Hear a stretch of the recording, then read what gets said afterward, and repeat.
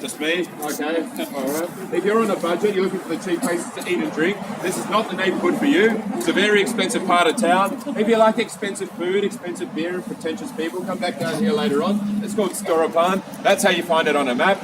Maybe you like spending 90 crowns on a pint of beer. I don't know why you would. If you do, sit on the terrace, drink your very expensive beer, drink it slowly. It's like gold dust, not too slow, although it won't freeze now. But yeah, you get the idea. You can sit down and you can play a game called People Watching. People Watching is good fun if you actually know who you're looking for. I've been doing this specific tour since April 2014. Not once has someone come up and said, Ryan, I'm in Stockholm to try and find famous Swedish celebrities. Today, is that the day? No, never is. Anyway, if you are trying to find famous Swedish celebrities, I don't know where to send you. Sit down there for half a day. 6 of them are going to walk past. Who are you going to recognise? I'm going to say no one. You might recognise the 4 members of ABBA. You've heard of ABBA. You know they've just released 2 new songs. Oh, yeah, excited about it? Bloody hell. I think I might choose to go deaf for the next 6 months. Yeah, well they are 2 new songs actually. So there we go. So that's actually pretty good. Maybe you actually see them walking past here. I have a photograph of ABBA here. This is what they used to look like.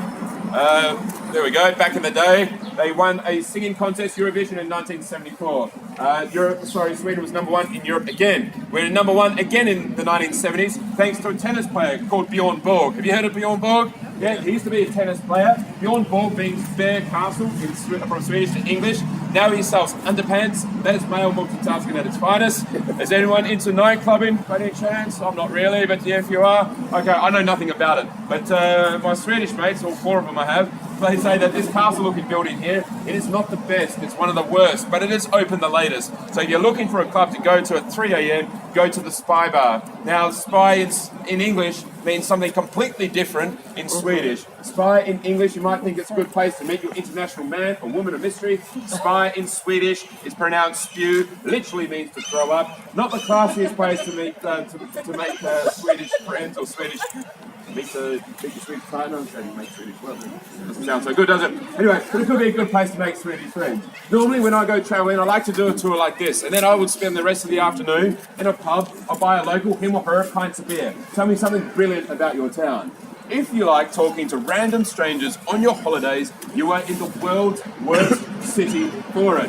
There is something that Stockholmers, not Swedish, but something that Stockholmers don't like to do to each other in Stockholm. That is to talk to each other. Now, coming from Australia, I think we're pretty good at a couple of things. One of them is small talk. You know what small talk is?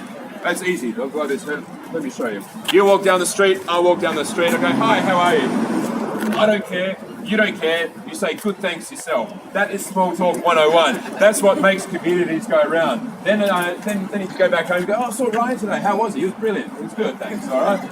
Anyway, small talk in Sweden does not exist. A couple of weeks ago, I finished this tour, went to the pub, 3 pints, sit on the train. I sat down next to this girl. I wasn't trying to pick her up, but I asked her a question. What do you do for work? As I said, I wasn't trying to pick her up, but she just put her head into her phone, turned like that. I thought that's quite polite for Swedish public transport. Anyway, at the next station, a train security guard comes on, taps me on the shoulder, says in English, stop harassing this lady. Harassing her, I'm not harassing her, mate, I'm trying to talk to her. Where I come from, it's called small talk. He goes, where you are, where the train is, small talk is, you put your head down, you shut up, wait until you get off, then you start talking to people. So, if you really want to talk to someone in Stockholm, the only phrase you need to know in Swedish is the phrase, hey. And then you have to repeat it again, hey. So it's like, hey, but not too desperate, like, hey, like that. You'll start to scare them away and not too authoritative either. So there's a happy medium. I'll say it, then you guys get a chance to practice this. You ready? It goes like this. Hey, hey. Hey. Okay, one more time. Ready? Hey, hey. Hey. Okay. Hey means hello, hello. Why are there 10 million Swedish people that stutter every time they say the word hello? It's because they don't want to talk to you. They put that second hello to confuse you. It's like, hello, what do? I don't know. Anyway, if you say hey to someone, they say hey back. That is as good as it's going to get. Then you can go back home to Denmark and say, you know what, I've got 6 mates here in Stockholm. Or alternatively, go to the throw-up bar later on tonight, speak to Jonas, because he's already around shops like this. Maybe he'll be drunk, drop his guard, strike up a friendship this way, that way. This is a historical tour, and historically speaking, the most successful way to make Stockholm friends with a small amount of time. We only need 6 days, we need 4 bank tellers, we need a little bit of metal wire, and 1 bank vault. And for these 6 days, we're going to take the 4 bank tellers, we're going to wrap them in metal wire, keep them in the bank vault, and force them to be our friend. I'm going somewhere with this. It's not an actual thing, all right? The guy from Greece the other day going, oh, yeah, that's not anything. Has anybody heard of the phrase the Stockholm Syndrome? Yes, okay, there we go. It's a phenomenon where people that are held captive or against their will start to show feelings of compassion and empathy to the captors. It was coined at the end of this street, August 23, 1973, probably the world's stupidest, most bizarre bank robbery that ever took place. Come down here, I'll tell you the story behind the bank robbery that gave us the name. Do you want to do this? Perfect. And you're from America? Okay, so you lived there for 10 years and now you're doing the same. Right. And what part of America are you from? Okay, oh, you said Pennsylvania to start with. So you? Nice.